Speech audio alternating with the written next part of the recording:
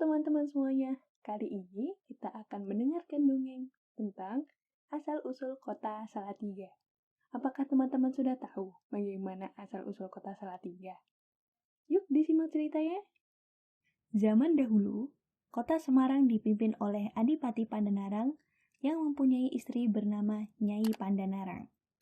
Ia terkenal sebagai pemimpin yang jujur, tetapi juga menyukai harta benda yang berlimpah. Sifat kurang baik Adipati ini terdengar oleh Sunan Kalijaga, seorang wali yang arif dan bijaksana.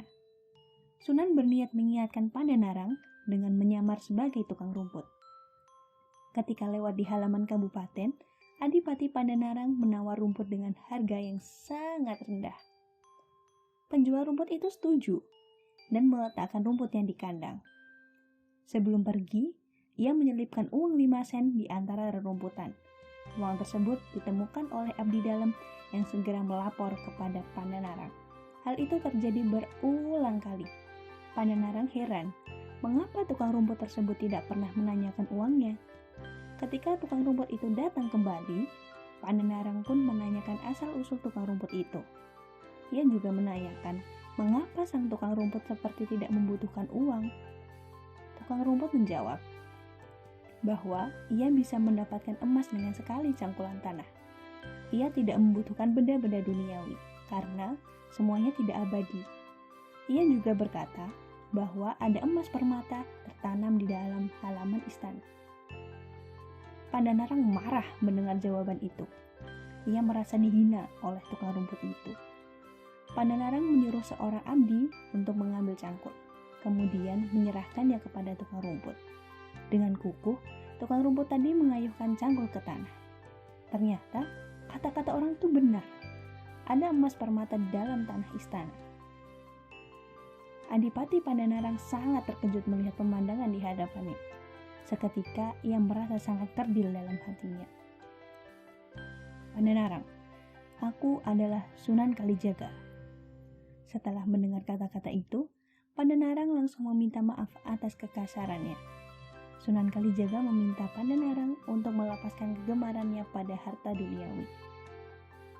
Pandanarang mengungkapkan kepada istrinya bahwa ia ingin berguru kepada Sunan Kalijaga. Istri Pandanarang menyetujui dan menyatakan bahwa ia ingin mengikuti sang suami. Kau boleh ikut, tetapi ingatlah, kita tidak boleh membawa barang-barang yang kita miliki. Berikan barang-barang itu kepada fakir miskin, ujar Pandanarang kepada istrinya. Istrinya menyatakan bahwa ia tidak rela meninggalkan harta bendanya dan menyerahkan kepada fakir miskin. Ia meminta suaminya berangkat lebih dahulu. Lalu, perempuan ini menyimpan emas dan permata di dalam tongkatnya yang terbuat dari bambu. Pandanarang pun menyusul Sunan Kalijaga. Dalam perjalanan, mereka dihadang oleh 3 orang penyamun. Jika kau ingin barang berharga, tunggulah. Sebentar lagi, akan lewat seorang perempuan tua. Cegat dia, kau akan mendapatkan emas permata dalam tongkat bambunya, kata Sunan Kalijaga. Muncullah Nyai Pandanarang yang berjalan tertatih dengan tongkat bambu.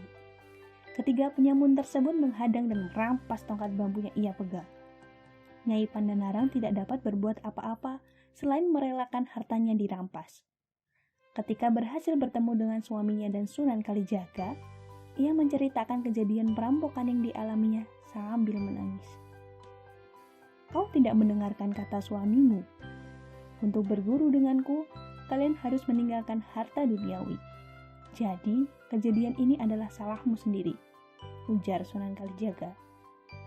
Ada 3 pihak yang melakukan kesalahan di sini, yaitu kau sendiri, suamimu, dan para penyamun itu. Kelak, tempat ini akan menjadi kota yang ramai, kata Sunan Kalijaga. Untuk mengingat kejadian tersebut, Sunan Kalijaga menamakan daerah itu dengan Salatiga. Pada perkembangannya, nama Salatiga bergeser ucapannya menjadi Salatiga. Kini, Salatiga menjadi kota yang ramai seperti yang pernah diprediksi oleh Sunan Kalijaga.